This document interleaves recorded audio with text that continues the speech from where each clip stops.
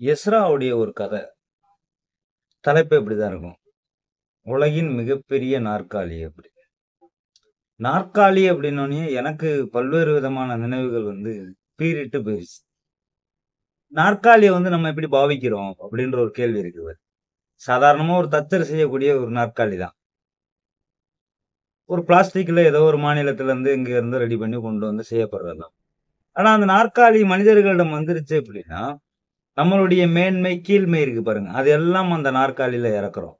நீங்க அரசு அலுவலகங்களுக்கு போனீங்கனாலே அந்த கூத்து நடக்கும். அந்த டேபிளுக்கு அங்கிட்டு நாற்காலில உட்கார்ந்திருப்பாரு. இங்கிட்டு இருக்கவங்களுக்கு நாற்காலியே இருக்காது. ஒருவேளை நாற்காலில இருந்தாலும் உங்களுடைய குரல் அதிகாரம் இல்லாமல் சன்னமா இருக்கும். டேபிளுக்கு அங்கிட்டு இருக்காரு பாருங்க. அந்த குரல் அதிகாரம் நிறைந்ததா இருக்கும். இது குடும்பங்கள்ல, சமூகத்துல, அரசியல்ல மேல இருந்து கீழ வரலுமே நாற்காலிய இப்படிதான் பாவிக்கிறாங்க. அது ஏதோ ஒரு பிளாஸ்டிக்கு, மரம் அப்படி எடுத்துக்க முடியல. அது ஒரு அதிகாரம் நிரம்பியதா இருக்கு. அத நோக்கி அதிகார பகிர்தல் சண்டை இருக்கு. அதிகாரம் கைப்பற்றுதல் இருக்கு. கைப்பற்றியத தக்க வைத்தலா இருக்கு. இந்த எல்லா விவகாரங்கள்லயும் ஊடுருவி பார்த்தீங்கன்னா, ஒரு குறியீடா நாற்காலி அப்படின்றது இருக்கும். எனக்கு தலைப்பு படிச்சோனே நாற்காலி சம்பந்தமா இப்படி ஓடிக்கிட்டே இருந்துச்சு. நீங்க ஹிட்லரு பற்றிய சார்லி சாப்ளினுடைய படம் இருக்கும். டபுள் ஆக்டரா சார்லி சாப்ளின் நடிச்சிருப்பாரு. அதுல கூட பார்த்தீங்க அப்படின்னா, இந்த ஹிட் சார்லி சாப்ளின் ஹிட்லர் வேஷம் போட்டிருப்பாரு. அதே தன்மை கொண்ட ஒரு சர்வதிகார தன்மை கொண்ட இன்னொரு அதிகாரி வருவாரு. 2 பேரும் ஒரு இடத்துல உட்காருவாங்க. நீங்க சலூன் கடையில சேர மேல ஏத்துவோம் பாருங்க. கிரில் சேர் மாரி. அந்த மாரி சேர போட்டு 2 பேரும் உட்கார்ந்திருக்கும்போது, சார்லி அப்படி ஒரு 3 அடி ஏத்துவாரு. அவரு 3 அடி ஏத்துவாரு. இப்படி உயரத்துக்கு போயிருவாங்க. அப்புறம் கீழ விழக்கூடிய ஒரு நிலைமை வரும். அது சேரின் மூலமாக தன்னுடைய உயரத்தை காட்டுவது அப்படின்றது, தன்னுடைய யார் அதிகார பலத்தில் பெரிய ஆள் அப்படின்னு காமிக்கிறதுக்கு அந்த சேர வச்சு அப்படி ஒரு அரசியல சொல்லியிருப்பாரு சார்லி. அப்படி சேறு குறித்தான நினைவுகள் நெறைய போச்சுன்னு விடுங்களேன். அத விடுங்க. இப்ப இந்த உலகில் மிகப்பெரிய நாற்காலிக்கு வருவோம். இந்த நாற்காலி ஒரு ஒரு சாதாரண ஒரு தச்சர். ஒரு எளிய தொழிலாளி அவரு. அவருக்கு என்ன ஆசை வருது அப்படின்னா, எல்லா தொழில்ல இருக்கவங்களுக்கும் ஒரு முடிவெட்டுறவங்களா இருக்கட்டும், அல்லது டெய்லரிங்ல இருக்கவங்களா இருக்கட்டும், இந்த மாதிரியான தொழிலாளர்கள்லாம் பார்த்தீங்க அப்படின்னா, எதுலயுமே டிஃபரண்டா காமிக்கணும் அப்படின்னு நெனைப்பாங்க. ஒரு பிரம்மாண்டமா காமிக்கணும் அப்படின்னு நெனைப்பாங்க. அப்படி இந்த தச்சருக்கும் அப்படி ஒரு பிரம்மாண்டம் இருக்கு. நம்ம உலகமே வியந்து பார்க்குற மாதிரியான ஒரு மிகப்பெரிய நாற்காலி செய்யணும் அப்படின்னு நெனைப்பாரு. செய்யணும்ன்ற ஆசை இருக்கலாம். அதுல தொழில் திறமை இருக்கலாம்ன்னு வைங்க. மரம், பைசா அப்படின்றது இல்லல்ல. இத பொண்டாட்டிட்ட சொல்லணும் அப்படின்னா, பொண்டாட்டி செருப்பெடுத்து அடிப்பாருன்னு நெனைக்கிறாரு. அதனால இவருடைய குரு, அந்த தச்சர் வேலையில இருக்கக்கூடிய ஒரு ஆசான்ட்ட போறாரு. ஆசான்ட்ட போனோனே அவரும் சத்தம் போடுறாரு. "என்னடா உனக்கு வயசாச்சு?" அப்படின்றாரு. "40 வயசு" அப்படின்றாரு. 40 வயசு ஆனாலே புத்தி தடுமாறும்ன்றது சரியா தான்டா இருக்கு. அப்படின்னு சொல்லி சத்தம் போடுறாரு. இருந்தாலும் நான் பண்றேன். எனக்கு ஒரு பெரிய நாற்காலி செய்யணுன்ற ஆசை இருக்கு. சரி போ. உன் கண்ணுல இருக்க கனவு நடைமுறைக்கு வந்தா சரிதான். என்கிட்ட ஒரு 2 மரம் இருக்கு. அந்த 2 மரத்த வேணுமா தூக்கிட்டு போடா அப்படின்றாரு. இவரும் அந்த 2 மரத்த தூக்கிட்டு இடம்லாம் பாத்துறாரு. கோவிலுக்கு வெளிய ஒரு மிகப்பெரிய ஒரு பொட்டல் காடு இருக்கு. பொட்டல் காடுல வச்சு தான் செய்றோம் அப்படின்னு. அப்ப இத மனைவிட்ட சொல்லி ஒப்புதல் வாங்கணும்ல. ஏன்னா மறைஞ்சு உட்காந்துட்டோம் அப்புட்ன்னா, வீட்ல நல்லது கெட்டதுக்கு, அரிசி பருப்புக்கு இதெல்லாம் யாரு பார்க்கறது? இப்ப மனைவிட்ட ஒப்புதல் வாங்கணும். மனைவி மானக்கேடா கழுவி கழுவி ஊத்துது. "உனக்கெல்லாம் எவ்வளோ ஏத்தம் தெரியுமாய்யா? திமிரெடுத்து அலையிறியா நீ?" அப்படின்னு செப்பி எடுக்குது. இருந்தாலும் ஒரு மனம் தளராமல் "இல்லடி நம்ம உலகமே நம்மள கூடி நிண்டு பார்க்கணும். இப்படி ஒரு நாற்காலி செஞ்சுட்டோம்னா, எல்லாரும் காச கொண்டு கொட்டுவாய்ங்க." அப்படின்னு பொண்டாட்டிய கன்வின்ஸ் பண்றாரு. அப்படிலாம் நடக்க போறது கிடையாது. அப்படிலாம் நடந்ததும் இல்லன்னு வைங்களேன். ஆனா பொண்டாட்டிய கன்வின்ஸ் பண்றாரு. அவ எதுலயுமே ஏற்கிற மாரியே இல்ல. அழுது கூப்பாடு போடுதுன்னு வைங்க. இப்ப இந்த செலவு, இந்த பிரச்சனையெல்லாம் பேசும்பொழுதே, இந்த வேலைய பத்தி பேசும்பொழுது மனைவி கேட்பாங்க. "ஓ! நீ அங்க போய் பொழுதன்னைக்கு நான் நாற்காலி செய்றோம்னு உட்காந்துக்கிட்டேன்னா, சோத்துக்கு என்னய்யா செய்றது? சோறு திங்கன்னா செத்தா போவோம்." அப்படின்னு இவரு கேட்கிறாரு. "ஆமாய்யா, திங்கலன்னா செத்து போ மாட்டோமா?" அப்படின்னோம். இவரு. இவரு தான் பயங்கரமான ஒரு நம்பிக்கையில இருக்காருல்ல. "கஞ்சி குடிச்சாலும் ஒரு நாளைக்கு சாவ முடியும்யா. அதுவா முக்கியம்? நம்ம இந்த உலகத்துல ஏதாவது ஒண்ணு செய்யணும்டி." அப்படின்னு பேசி ஏதோ ஒரு வகையில முடிஞ்சிரும்னு வைங்களேன். அப்புறம் இவரு நாற்காலி செய்ற வேலைகள ஆரம்பிப்பாரு. ஆரம்பிச்சுக்கிருந்தா, ஊர்ல இருக்கக்கூடிய ஒரு மரக்காயர் அப்படின்னு சொல்லக்கூடியவரு, ஒரு மிகப்பெரிய வந்து கப்பல்ல பயணம் செய்து வியாபாரம் செஞ்சவரு. அங்க இருந்து இங்க வந்து கடைசி காலத்துல வந்து ஒரு பஞ்சாலை தொழிற்சாலை வச்சிருக்கக்கூடிய ஒரு முதலாளி. அவருக்கு இந்த செய்தி போயிருது. ஏன்னா, அவங்களுக்கு வந்து சொத்து இருக்கு. அவங்களுக்கு ஆஸ்திகள், அந்தஸ்துகள் எல்லாமே இருக்கு. அவங்களுக்கும் பார்த்தீங்க அப்டின்னா, இப்படி ஏதாவது இன்னும் நம்ம வந்து உயரமா தெரியணும் ஊர் உலகத்துக்கு அப்படின்ற ஒரு சில எண்ணங்கள் இருக்கும். அப்ப அவருக்கு வந்து இந்த செய்தி போகுது.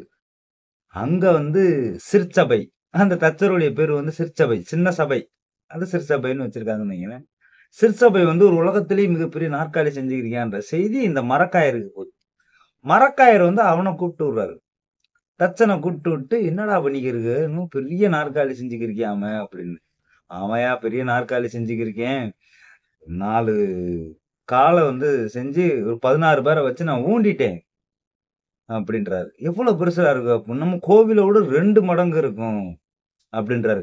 இதுக்கு இடையில வந்து ஒரு முக்கியமானது என்னன்னா, இந்த ஆசான் இருக்கக்கூடிய இந்த தச்சருடைய குருட்ட போய் வந்து 2 மரம் வாங்கிட்டு வந்தாரு பார்த்தீங்களா?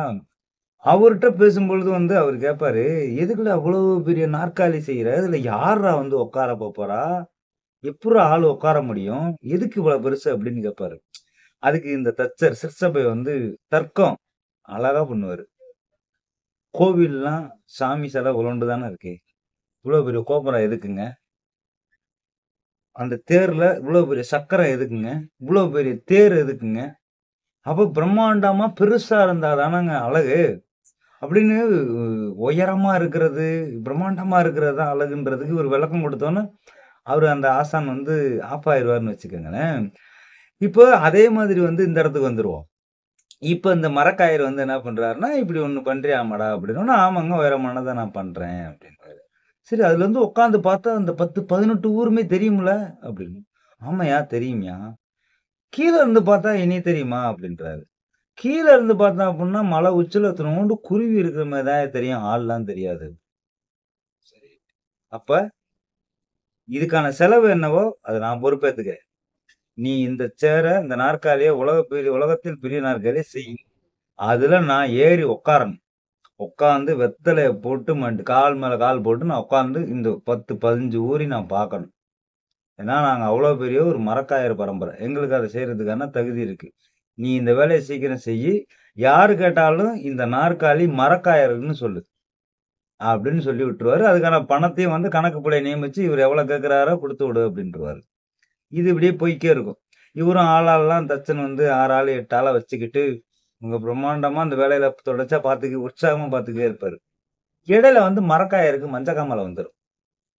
மஞ்சக்காமாலை வந்து மறுநாளே செய்தி வந்துரும், மரக்காயர் இறந்து போயிட்டாரு அப்படி. இவருக்கு வந்து மரக்காயர் இறந்துட்டாருன்றதெல்லாம் பிரச்சனை கிடையாது. மரக்காயர் இறந்துட்டா இனி கணக்கு பிள்ளைட்ட இருந்து காசு வராதே! இந்த வேலை நிண்டு போகுமே! இது என்ன பண்ண போறோம்ன்ற குழப்பம். அதே மாரி ஆயிருது. மரக்காயருடைய மகன் வந்து சல்லி பைசா அவனுக்கு தர முடியாது. எங்க அப்பன் பெருமைக்கு வந்து மாரடிக்கிறோம்னு இருக்கிற காச பூரா உன்ட்ட குடுத்துக்கிருக்காரு. அதெல்லாம் பண்ண முடியாது அப்படின்னு மரக்காய மகன் வந்து முடியாதுன்ட்டாப்புல. இவரு ரொம்ப அப்படியே சோர்ந்து போய் வந்து தச்சர் வந்து உட்கார்ந்திருக்காரு. இப்ப இதுக்கு இடையில வந்து அங்க ஏரியால வந்து மத போதகரா இருந்த வில்லியம்ஸ்ன்னு ஒரு ஃபாதர் என்ன செய்றாரு அப்படின்னா, இந்த செய்தி கேட்டு வந்துர்றாரு. வந்துட்டு "என்னாத்துது சிற்சபை? இப்படி ஒரு நாற்காலி செஞ்சுக்கிருக்கியாம்ல" அப்படின்னு. "ஆமா ஃபாதர், நான் செஞ்சுக்கிருக்கேன். இடையில மரக்காயர் தான் காசு குடுத்திருந்தா, இடையில நிண்டு போச்சு. இப்ப என்ன பண்றதுன்னு எனக்கு தெர்ல" அப்படின்னு. இவ்வளவு பிரம்மாண்டமானது இந்த சேர் அப்படின்னா, பிரம்மாண்டங்கள் என்றுமே அது கர்த்தருக்கு தான், கடவுளுக்கு தான். "நீ இத செய்யு. அதுல கர்த்தர வந்து அமரச் செய்வோம். சிலுவைய மட்டும் பின்னால வந்து நீ எப்படியாவது மரத்துல அறுத்து அத செஞ்சுரு." அப்படின்னோனே இவரு தச்சர் என்ன செய்வார்ன்னா, "நான் சிலுவைய அறுத்து நான் செஞ்சுறேன். ஒண்ணும் பிரச்சனை இல்ல. பைசாக்கு நீங்க ரெடி பண்ணிருவீங்களா?" அப்படின்றாரு.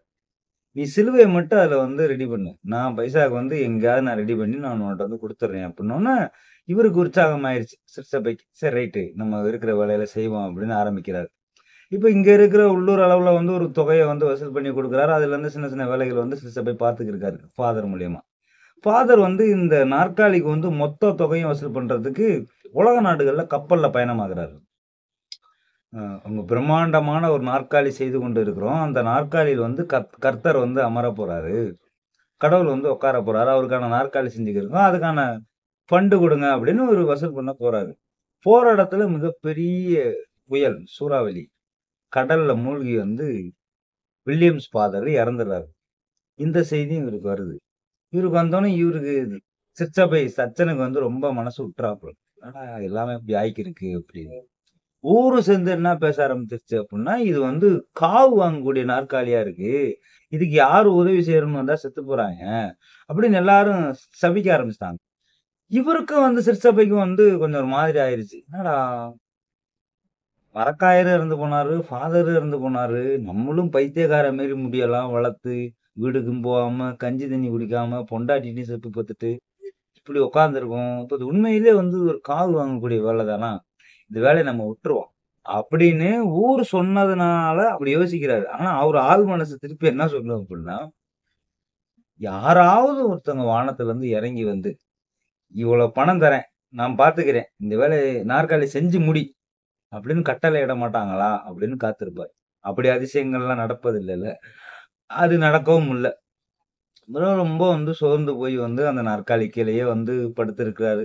கோடை காலம் வருது, வசந்த காலம் வருகிறது, இலையுதிர் காலம் வருது. என்னென்னமோ காலங்கள்லாம் மாறி மாறி வருது. அவரு அதுக்கான வழிவகைகள் எதுவும் வரல. அப்புறம் ஒரு நாள்ல வந்து சிற்சபை வந்து அந்த நாற்காலி 4 கால் ஊண்டப்பட்டிருக்கு பார்த்தீங்களா? அந்த காலுக்கு கீழயே வந்து படுத்து இறந்துறாரு. உடல்நிலை சரியில்லாம. அவர் என்ன பண்ணிறாங்கன்னா, அங்கேயே வந்து அடக்கம் பண்ணிறாங்க. இந்த வேலைய செய்றது தான் இவர் வந்து வாழ்ந்து இறந்தேன். இவன இங்கேயே அடக்கம் பண்ணுங்கடா அப்படின்னு சிற்சபைய அடக்கம் பண்ணிறாங்க. அப்புறம் கொஞ்சம் கொஞ்சமா மக்கள் மத்தியில என்ன ஆயிருச்சு அப்படின்னா, இந்த நாற்காலி அப்படின்றது, இந்த வேலை அப்படின்றது வந்து செய்து முடிக்கவே முடியவில்லை என்றால் வந்து இது கடவுளுடைய வேலை போலருக்கு. இது ஒரு மிகப்பெரிய ஆற்றல், அபாரமான ஒரு வேலை. இது முடியாத வேலை என்பது வந்து கடவுளுடைய வேலை. அப்படின்ற மாரி அந்த நாற்காலி 4 கால் ஊண்டப்பட்டிருக்கு பாருங்க. அத குறித்து அந்த இடம் குறித்து வந்து மக்கள்ட்ட வந்து இப்படி வந்து ஒரு கருத்து வந்து மாறுது நெனைக்கிறேன். அதுக்கப்புறம் வரும்போது அத வந்து வழிபடுற மாதிரியான கண்ணோட்டங்கள் மக்களுக்கு வருது. அது அப்படியே கரைஞ்சு போயிருதுன்னு வைங்களேன். இப்ப இதுல வந்து நம்மள் விளங்கிக் கொள்றது செய்தி என்ன அப்படின்னா, ஒரு மனிதனுடைய ஒரு வினோதமான ஒரு புதிய முயற்சி இருக்குல்ல. அது எல்லாருடைய உறுதுணை இல்லாம வந்து நடப்பதும் கிடையாது. அதற்கு காலமும் அனுமதிக்கணும். அப்பதான் அந்த வேலையும் முடியும் அப்படின்றது தான். இதுதான் அந்த நாற்காலி கதை வந்து சொல்லக்கூடிய ஒரு செய்தி அப்படின்னு நான் பார்க்குறேங்க.